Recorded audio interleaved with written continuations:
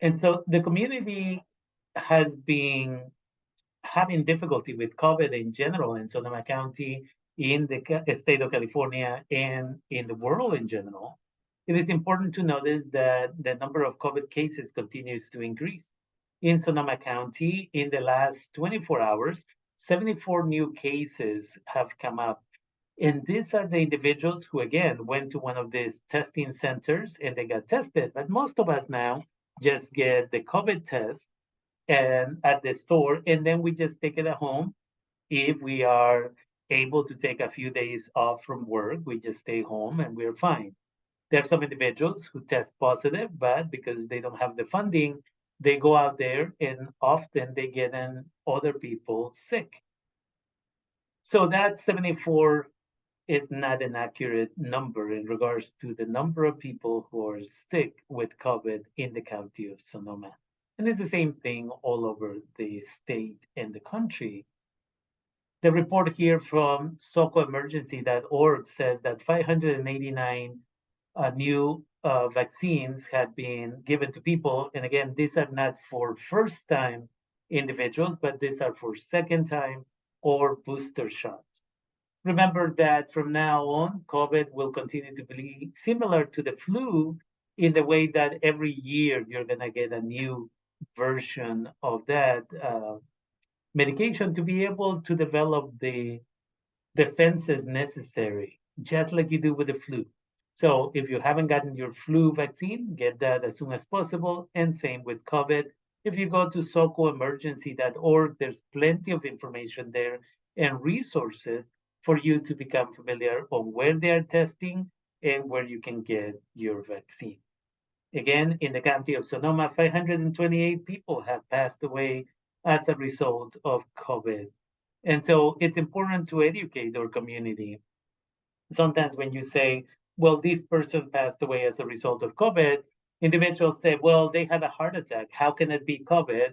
And again, it's important for us to take the responsibility of educating each other and saying, these individuals got sick with COVID and they maybe had already a heart problem that they knew about, or maybe they didn't know that they had a heart problem, but because of COVID, this led to them having a heart attack or a brain aneurysm or whatever the situation is. And so the more we can educate individuals over time, hopefully everybody will get vaccinated.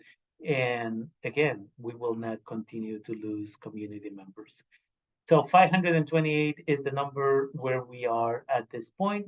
And again, if you go to socoemergency.org, you'll be able to find information there about a lot of things, including low temperatures and where there are resources, as well as COVID and resources for that. Or you can call 211 from your phone and you can get information given to you through there. So we just want to make sure that our community is taken care of. Please, when you go outside, wash your hands and keep your distance, as well as, again, get vaccinated. If because of the cold weather, many of us go indoors and eat at restaurants, for example, I suggest that you wear your mask. And again, it doesn't matter what other people think. I know that I myself get a lot of looks when I walk into a store or a restaurant because I'm wearing my mask all the time and I keep my mask until my food gets to the table.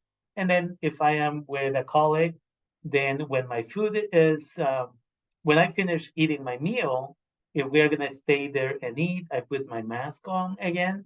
And so I get looks on a daily basis or a regular basis.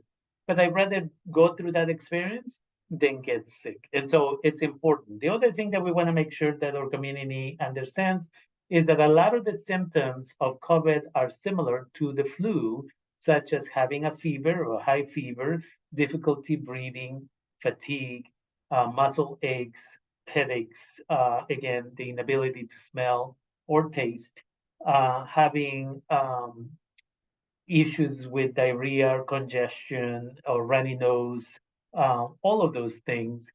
And so many individuals think, let's just treat the flu, but in reality, it could be COVID. And that's why testing is so important, especially if you went and traveled over the holidays And remember, New Year's is coming up, so get tested ahead of time if you plan to go visit family or friends. And remember, if your symptoms get bad, you always have the ability now to get one of three medications. Paxlovid is the one that people are familiar with, but then there's Bicluri, which is for children younger than 12, and then there's Lagubrio, which is the last one. And again, check in with somebody if you do get tested and your symptoms are bad, so that you can make sure to not end up in the hospital. So we want to invite the community again to stay healthy, stay safe during this holiday break.